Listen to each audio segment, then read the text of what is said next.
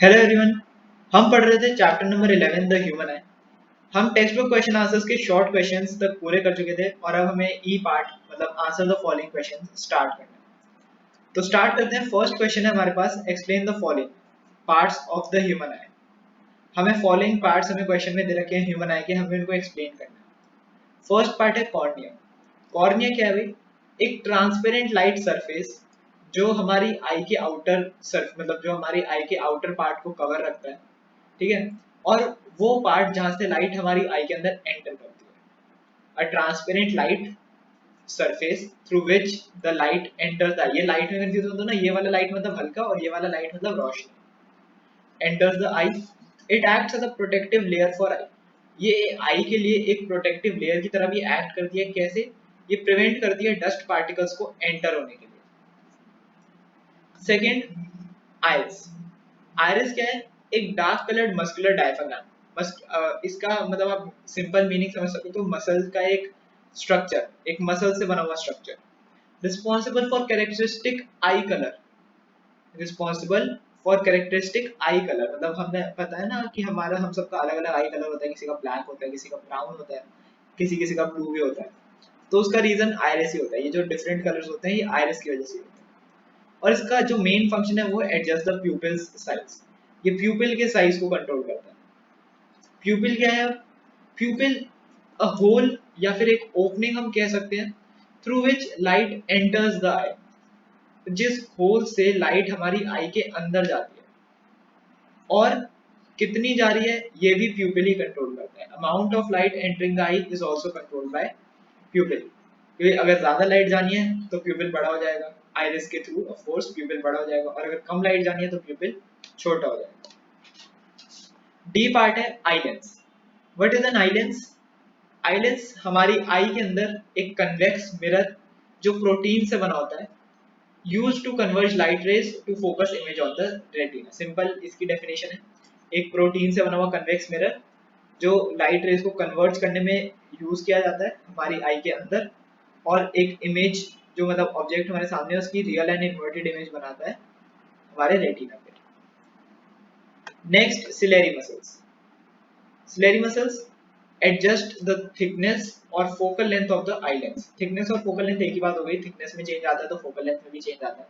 तो ciliary muscles क्या करते हैं? थिकनेस या फिर focal length of eye lens को चेंज करती हैं with respect to object distance. मतलब जैसे ऑब्जेक्ट का डिस्टेंस है उसी हिसाब से हमारी फोकल लेंथ को चेंज कर देती है, ठीक है। अगर ऑब्जेक्ट दूर है तो लेंस थिन हो जाएगा, ऑब्जेक्ट पास है तो जो लेंस है वो थिक हो जाएगा, ठीक है। मैंने ये भी बताया था कि फोकल लेंथ ही क्यों चेंज होती है। फोकल लेंथ और ऑब्जेक्ट डिस्टेंस चेंज हो सकता है, वी चेंज नहीं हो सकता। हम जो नॉर्मल न्यूमेरिकल्स करते थे लेंसेज के केस में, उसमें एक लेंस के लिए एफ सेम रहता था, वी और यू चेंज होते रहते थे। लेकिन हमारी आई के अंदर मान लो ये आई लेंस है और ये रेटिना है, तो इमेज डिस्टेंस हमेशा फिक्स्ड रहता है। हमारी आई के केस में वी हमेशा फिक्स्ड है, फोकल लेंथ और यू हमेशा चेंज होते रहते हैं, ठीक है। ज्यादा एक्सप्लेनेशन मैंने लास्ट वीडियो में दी थी तो आप जाके उसे देख सकते हैं। नेक्स्ट क्वेश्चन मतलब नेक्स्ट पार्ट इसका, रेटिना। रेटिना क्या है? Retina is a screen on which image is formed. एक वो स्क्रीन जहां पे इमेज बनती है। Light sensitive cells are also on retina. जो लाइट सेंसिटिव सेल्स होते हैं वो भी रेटिना में ही प्रेजेंट होते हैं, through which electrical signals are generated. जहां से इलेक्ट्रिकल सिग्नल्स जनरेट होते हैं, ठीक है। रेटिना क्या है? एक स्क्रीन है जहां पे रियल और इन्वर्टेड इमेज बनती है और किसी भी ऑब्जेक्ट की। लाइट सेंसिटिव सेल्स भी रेटिना में ही होते हैं जो इलेक्ट्रिकल सिग्नल्स जनरेट करते हैं। और फिर ये इलेक्ट्रिकल सिग्नल्स के बाद मतलब इलेक्ट्रिकल सिग्नल्स ट्रांसफर कैसे होते हैं? थ्रू हमारा next optic nerve. Optic nerve वो नर्व है हमारी बॉडी में जो रेटिना को ब्रेन से कनेक्ट करती है। हमारा जो रेटिना है आई का उसको ब्रेन से कनेक्ट करती है। और ये जो इलेक्ट्रिकल इम्पल्सेस या इलेक्ट्रिकल सिग्नल्स जनरेट हुए हमारी आई में थ्रू लाइट सेंसिटिव सेल्स, उनको ब्रेन में पहुंचाती है। ब्रेन वहां से इंटरप्रेट करता है इमेज को और हम एक ऑब्जेक्ट देख पाते हैं। Next question second. अभी ये फर्स्ट के ही हमारे पास जी तक पार्ट थे। Explain how we perceive objects as they are. ये थोड़ा सा इंपॉर्टेंट क्वेश्चन है। हम ऑब्जेक्ट्स को कैसे एज इट इज देख पा रहे हैं? मान लो आपके सामने एक पेड़ है। अब पेड़ की इमेज आपकी आई में बन रही है, तो आपकी आई का साइज तो उस ट्री के हिसाब से काफी ज्यादा छोटा है, तो वो इतने बड़ी ट्री की एक प्रॉपर इमेज आपकी आई में कैसे बन रही है? तो अगर मैं आपको हिंदी में पहले क्वेश्चन मतलब आंसर पढ़ने से पहले अगर मैं आपको एक्सप्लेन करूं, होता क्या है कि हमारी आई में जो ये लाइट रेज जाती हैं, ये कन्वर्ज हो जाती हैं, ये चीज आपको पता है, और एक real inverted and diminished image बनती है ना, रियल इन्वर्टेड और डिमिनिश्ड इमेज। तो होता क्या है कि डिमिनिश्ड इमेज बनने के बाद लाइट सेंसिटिव सेल्स जो रेटिना पे प्रेजेंट है, इलेक्ट्रिकल सिग्नल्स जनरेट करके ऑप्टिक नर्व के थ्रू ब्रेन में भेज देते हैं। अब वो ब्रेन क्या करता है, इन्हीं इलेक्ट्रिकल सिग्नल्स को रीड करके एक प्रॉपर इमेज जो हमारी आई के सामने है, वैसी इमेज सेम साइज की, सेम डिस्टेंस पे हमें दिखाता है। ठीक है, तो एक्चुअली क्या होता है, हमारी आई में जो इमेज बन रही है वो तो रियल और इन्वर्टेड है, लेकिन जो ब्रेन इंटरप्रेट कर रहा है वो एज इट इज है।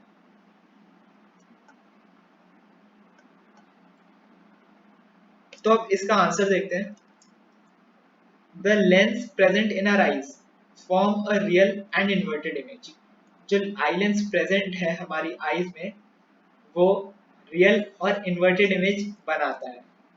तो अब होता क्या है, रियल एंड इन्वर्टेड इमेज बनाने के बाद वो ऑप्टिक नर्व कैरी करती है ब्रेन तक, ऑप्टिक नर्व से ब्रेन तक कैरी कर लेती है।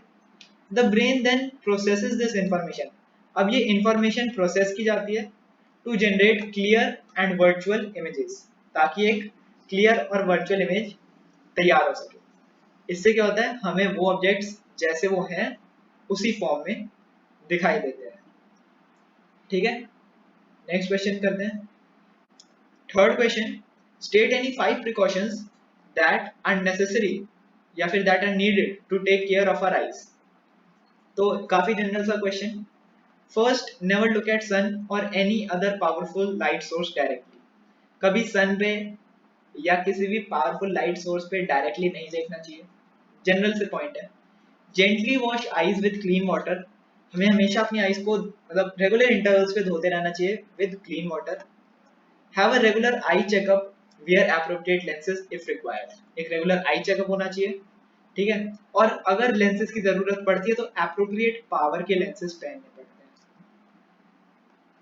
Have sufficient light in room while reading और राइटिंग। पढ़ते लिखते समय लाइट सही होनी चाहिए, नहीं तो हमारी आंखों पे स्ट्रेन पड़ता है। And last, try not spending much time looking continuously at TV और कंप्यूटर स्क्रीन। टीवी और कंप्यूटर स्क्रीन पे कंटिन्यूअसली ज्यादा देर तक नहीं देखना चाहिए। काफी जनरल से पॉइंट आप इजीली याद रख सकते हैं, अगर कोई और है तो आप वो भी लिख सकते हैं। Next, how optical and non optical aid help visually challenged person to develop their skills to a higher level. मतलब जो विजुअली चैलेंज्ड पर्सन है उनके लिए ऑप्टिक और नॉन ऑप्टिक एड्स कैसे हेल्प करते हैं। तो नॉन ऑप्टिक एड्स में क्या आ जाता है, हमारा tactile aids like braille system और auditory aids like audio clips and CDs. इसमें क्या होता है, देखने की जरूरत नहीं पड़ती, हम टच करके या फिर सुन के जो आगे बोला जा रहा है या लिखा जा रहा है वो हम सुन सकते हैं या महसूस कर सकते हैं। ब्रेल सिस्टम मैंने आपको बताया था, अभी नेक्स्ट क्वेश्चन इसी के ऊपर है, उसमें पूरा एक्सप्लेनेशन हो जाएगी। ठीक है, ऑडियो क्लिप्स, सीडीज, ये सब भी होता है। सॉफ्टवेयर भी होता है जो टेक्स्ट को ऑडियो में कन्वर्ट कर देता है, ये सब हेल्प करता है। And next are optical aids. Optical aids में क्या होता है, लेंसेज और टेलीस्कोपिक एड्स का इस्तेमाल किया जाता है। बेसिकली होता क्या है, अलग अलग लेंस का कॉम्बिनेशन होता है जो विजुअल लिमिटेशंस मतलब जो देखने में थोड़ी कमियां हैं उसको थोड़ा बहुत सही करने में हेल्प करता है। ठीक है, next last question, what is Braille system, how does it help visually challenged person. तो ब्रेल सिस्टम एक्चुअली में है क्या? ब्रेल सिस्टम एक ऐसा सिस्टम है जो लुइस ब्रेल ने डेवलप किया था, ठीक है, और उसे विजुअली चैलेंज पर्सन यूज करते हैं किसी भी लिखी हुई चीज को पढ़ने के लिए बाय देयर टच, उनकी टच की सेंस से, और इस पूरे सिस्टम को ब्रेल सिस्टम कहते हैं।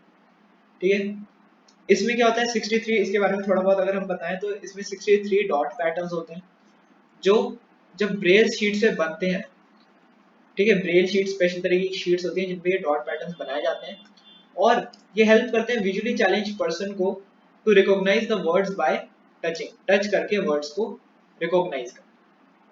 और इजीली अंडरस्टैंड करने के लिए इन डॉट्स को थोड़ा सा रेस्ड बनाया जाता है, ताकि टच करें तो पता चल जाए कि अच्छा ये चीज उठ रही है, यहाँ पे एक डॉट है, तो इसलिए उसको थोड़ा रेस करके बनाया जाता है।